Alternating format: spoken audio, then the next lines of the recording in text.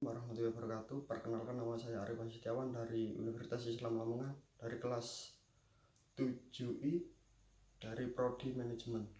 Saya mau menjelaskan tentang manajemen risiko. 1. Pengertian manajemen risiko. Manajemen risiko adalah suatu pendekatan yang tersusun secara metodologi dalam mengelola sumber ketidakpastian yang berkaitan dengan ancaman. Suatu tahapan aktivitas manusia termasuk penilaian risiko, pengembangan strategi untuk mengelolanya, dan mitigasi risiko dapat menggunakan sumber daya. 1.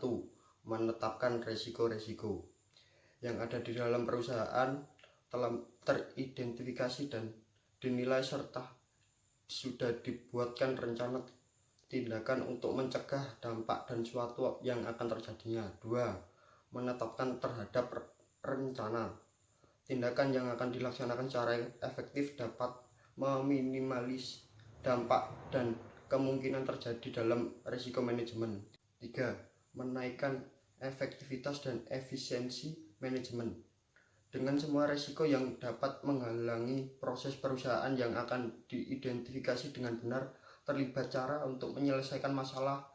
Kelancaran proses perusahaan telah diantisipasi sebelumnya, sehingga jika akan terjadi gangguan tersebut, perusahaan dengan siap untuk menyelesaikan dengan baik. 4. Membangun manajemen perusahaan.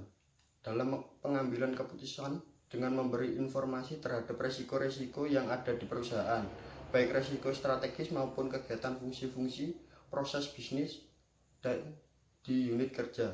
Jenis manajemen risiko. 1. Risiko reputasi. Reputasi merupakan hal yang sangat vital dalam suatu perusahaan. Momen suatu reputasi jatuh, maka kehancuran suatu perusahaan pasti akan melanda di depan mata. Sesuatu yang bisa dilakukan manajemen puncak untuk pemilihan risiko reputasi.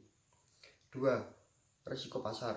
Risiko pasar berkaitan dengan perubahan harga pasar yang bisa merugikan suatu perusahaan ataupun bisa menguntungkan. 3. Risiko kredit.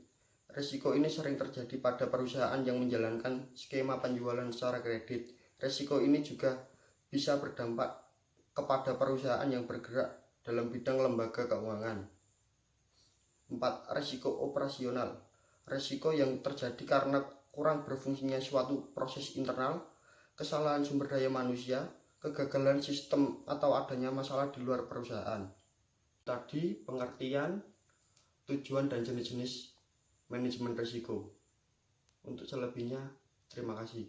Assalamualaikum warahmatullahi wabarakatuh.